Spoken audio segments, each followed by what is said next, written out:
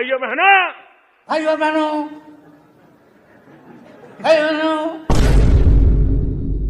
Indian elections and Indian politics without any doubt world में number 1। यहाँ पर आपको कई ऐसी चीजें देखने को और सुनने को मिल जाएंगी जो आपने ना कहीं देखी होगी ना सुनी होगी। इस साइड से आलू घुसेगा, उस साइड से सोना निकलेगा। और अभी हाल ही में काफी ज्यादा एक चर्चित टॉपिक कि राहुल गांधी ने बीजेपी और इलेक्शन कमीशन ऑफ इंडिया पर वोट चोरी का आरोप लगाया। अमेरिका क्या कहता था, क्या हो तुम, आज हम कहते तू क्या है बे।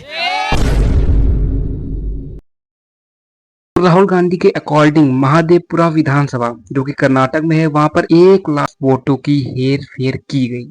और राहुल गांधी ने और भी कई सारे क्लेम्स किए जो आपको अपनी स्क्रीन पर दिख रहे होंगे। इस पर इलेक्शन कमीशन ऑफ इंडिया ने जवाब दिया कि ये क्लेम्स मिसलीडिंग और बेसलेस हैं। और इलेक्शन कमीशन ऑफ इंडिया ने राहुल गांधी को नोटिस भेजा और उनसे एविडेंस देने को कहा।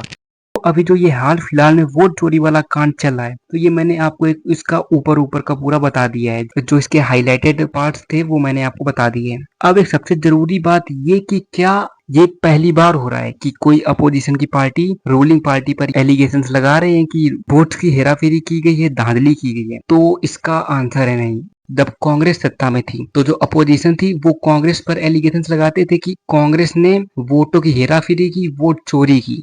और अब जब बीजेपी रूलिंग पार्टी है तो बीजेपी पर ये एलिगेशंस लग रहे हैं कि बीजेपी ने वोट चोरी किए, ईवीएम मशीन में गड़बड़ी की। तो मैं ये नहीं बोल रहा हूँ कि ये जो एलिगेशंस लगाए वो सही है या गलत, मैं केवल फैक्ट्स बता रहा हूँ कि ऐसा होता आ रहा है। जो पार्टी सत्ता में होती है उस पर एलिगेशंस ये ईवीएम या वोट चोरी वाले लगते हैं। दूसरी बात ये कि सोशल मीडिया पर काफी ज्यादा स्पेकुलेशन चल रही है कि इलेक्शन कमीशन ऑफ इंडिया के इलेक्शन कमिश्नर्स ने रिजाइन दिया। और उनके जो रिजाइन देने के पीछे का रीजन था वो ये था क्योंकि के अंदर कुछ धांधलीबाजी चल रही थी। तो पहले जो थे उनका नाम था अरुण गोयल जी, जिन्होंने मार्च 2024 को रिजाइन करा। अब इनके रिजाइन करने के कुछ ठोस रीजन तो पता नहीं चले, लेकिन इतना पता चला कि लेकिन जब इनसे पूछा गया तो इन्होंने यही बताया कि मेरे कुछ पर्सनल रीजन थे। और जो दूसरे थे उनका नाम था अशोक लवासा, जिन्होंने अगस्त 2020 में रिजाइन करा। और इनके रिजाइन देने के पीछे का रीजन ये था क्योंकि इनको एशियन डेवलपमेंट बैंक में शामिल होना था। और इसमें जो एक सबसे ज्यादा जरूरी और इम्पोर्टेंट एंगल आता है वो आता है अमेरिका और इंडिया वाला।